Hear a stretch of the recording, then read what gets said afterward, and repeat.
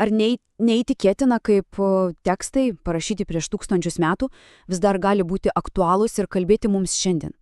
Kaip, tarkime, istorija apie seniai išnykusią karalystę, kuris susidūrė su milžiniška imperija, gali atskleisti amžiną žinią apie viltį? Būtent į tai mes ir gilinsimės. Taigi keliaukime kartu ir pabandykime atrasti tą šviesą, kuris slypi tamsoje.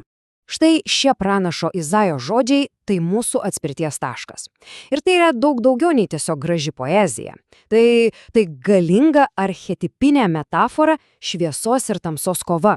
Jie atpažįstama visose kultūrose, nes, jie atspindi amžiną žmogaus kovą tarp vilties ir nevilties, gėrio ir blogio, prasmės ir chaoso. Gerai, tad mūsų kelionė prasidės tikrai tamsiose senovės karalystės koridoriuose, kur aidėjo baimės atgarsiai. Tada, vedami pranašo žodžio, ieškosime to vilties spindulio, kuris, tikėkimės, nušvies kelią į išsipildymą. Ir galiausiai pabandysime suprasti, kaip ši amžina šviesos žinia gali apšviesti ir mūsų pačio gyvenimo takus. Kad suprastume, kokia stipri turėjo būti ta žadama šviesa, pirmiausia turime pajusti tamsos gilumą. Taigi keliaujame į 8 amžių prieš Kristų. Tai geležies amžius, labai neramus laikotarpis artimuosiuose rytuose, kai senos galybės žlunga, o naujos negailestingos imperijos kyla tiesiog perbraižydamos žemėlapius ir tautų likimus. Matote, po karaliaus Saliamono mirties, maždaug 933 metais prieš Kristų, ta klestinti karalystė skilo į 2 dalis. Ir kodėl? Priežastis, tiesą sakant, labai žmogiškos. Nesutarimai dėl milžiniškų mokesčių, priverstinis darbas. Šis skilimas pavertė juos silpnais ir neįtikinai pažeidžiamais. Įsivaizduokime, 2 broliškos karalystės, užuot stovėjusias petys į petį, dažnai kariavo tarpusavyje. Tai tiesiog atviras kvietimas bet kam, kas turi ambicijų regione, ateiti ir pasiimti, ko nori. Ir tas pavojus turėjo vardą – Asirijos imperija. Tai nebuvo šiaip eilinis priešas. Tai buvo tuo metu supergalybė, pagarsėjusi savo karinę jėgą, pažengę apgulties techniką ir, svarbiausia, tiesiog neįtikėtinu žiaurumu. Jų politika buvo labai paprasta – užkariauti, ištremti visus gyventojus ir palaužti bet kokį pasipriešinimą. Taigi, kai Asirijos šešėlis krito ant šiaurės karalystės, tai nebuvo tik politinė grėsmė, tai buvo egzistencinė baimė. Pabandykime įsivaizduoti tą atmosferą. Tauta stebi, kaip kaimyninės teritorijos krenta viena po kitos. Baimė yra tiesiog apčiuopiama. Ir būtent į šį visiškos nevilties epicentrą žengia pranašas Izaijas ir ištaria žodžius, kurie tuo metu turėjo skambėti tiesiog beprotiškai. Štai kur slypi genialumas. Izaijas pasinaudoja kalbą, kurią suprato absoliučiai kiekvienas. Frazė didžiulė šviesa nušvito buvo neatsiejama naujo karaliaus karūnavimo dalis. Tai reiškia naują pradžią, teisingumą, klestėjimą. Taigi, pačiame tamsiausiame tautos istorijos momente jis skelbia: ruoškitės naujai karūnacijai, ateina naujas valdovas ir tai nebus eilinė politinė permaina, tai bus dieviška intervencija. Ir tai nebuvo tik kažkokia abstrakti viltis. Izaijas kalba labai konkrečiai apie išsivadavimą iš Asirių priespaudos. Ir kad šis atrodytų neįtikėtinas pažadas įgautų svorio, jis primena istoriją, kurią visi žinojo mintinai. Legendinę pergalę, įrodžiusią, kad Dievo galia nepaiso jokių žmogiškų prognozių. O Gideono istorija yra tiesiog neįtikėtina. Vadovaudamasis Dievo nurodymu, jis sumažino savo kariuomenę nuo 10 000 iki vos 300 vyrų, kad pergalė negalėtų būti priskirta žmonių jėgai, ir jie laimėjo net ne mūšyje. Vidury nakties jie apsupo madianitų stovyklą, sudaužė ąsočius, kuriuose slėpė degančius fakelus, ir pradėjo pūsti trimitus. Priešas, apimtas panikos ir sumaišties, tamsoje pradėjo kovoti tarpusavyje. Izaijo žinia čia labai aiški. Prisiminkite, kaip Dievas išgelbėjo jūs anksčiau. Jis tai padarys vėl. Tikrasis ginklas nėra armija, o tikėjimas.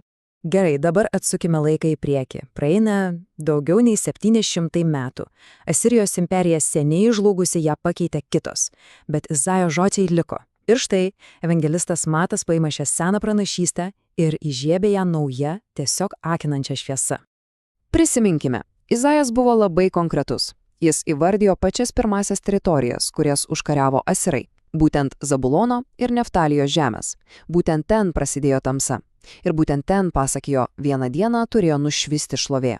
Šie vardai šimtmečius laukė savo valandos. Ir štai, Matas sujungia taškus. Tai, kas čia vyksta, yra neįtikinai drąsu. Jis teigia, kad Jėzaus atvykimas į Galilėją, į tas pačias senovinės žemes, nėra joks atsitiktinumas. Tai šimtamečias pranašystės išsipildymas. Ta pati vieta, kuri pirmoji patiria tamsą, dabar pirmoji regi didžiąją šviesą. Ryšys yra tiesioginis ir labai galingas. Ir kokia yra pirmoji šios naujosios šviesos žinia? Atsiverskite, nes prisiartino dangaus karalystė.